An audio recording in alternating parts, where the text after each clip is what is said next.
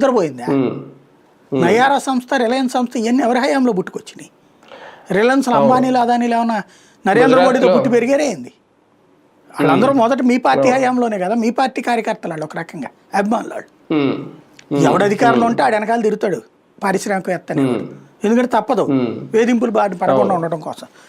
టాటా వాడు పాపం అట్ట తిరగనందుకే కదా వాళ్ళ ఎయిర్లైన్స్ లాక్కేసుకుంది ఇందిరాగాంధీ, జాతీయం చేసి పడేసింది. డబ్బు నెహ్రూ పైసా డబ్బులు ఇవ్వకుండా లాక్కున్నాడు. చివరికి మళ్ళీ ఇప్పుడు అదే దాన్ని కొనుక్కున్నారు వీళ్ళు. మరి అది ప్రైవేట్ చేసింది ఎవరు? అసలు ప్రైవేట్ సెక్టర్ ప్రారంభం చేసింది ఎవరు? గెయిల్ కూడా ఇచ్చినట్టున్నారు కదా. అదే అందరికి అది వేలం. వేలంలో ప్రైవేట్ సంస్థలు పోటీ పడ్డాయి, ప్రభుత్వ సంస్థలు పోటీ పడ్డాయి, ఇద్దరు పోటీ పడతారు. అంటే ఇక్కడ సబ్ లీజులకు ఇప్పుడు నిన్న ఘటన ఉంది సార్, ఇది డీప్ ఇండస్ట్రీస్ ఏదో ఉంది కదా, టెక్నాలజీస్ ప్రైవేట్ వాళ్ళ సబ్ లీజుకి తీసుకొని ఇది ఆల్రెడీ ఒకసారి తవ్విన భావన ఇప్పుడు మళ్ళీ తవ్వడం మొదలు పెట్టేశారు. లాస్ట్ మొన్న ఆగస్టులోనే ఒకసారి ఇలా చిన్నగా ఫైర్ అయితే ఇమీడియట్గా దాన్ని ఆపి కొన్ని రోజులు క్లోజ్ చేశారు. మళ్ళీ ఒక వారం 15 రోజుల క్రితం మొదలు పెట్టారంట మళ్ళీ సైలెంట్గా తవ్వడం.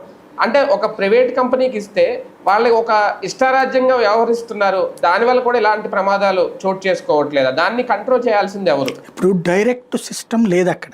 అంటే ఓఎన్జీసీ పూర్తిగా ఉత్పత్తి సొంతగా చేయట్లేదు, అదనంగా వస్తుంది. ఈ సబ్ లీజులు అనేది అన్ని విభాగాల్లో ఉన్నాయి. ఎవరైనా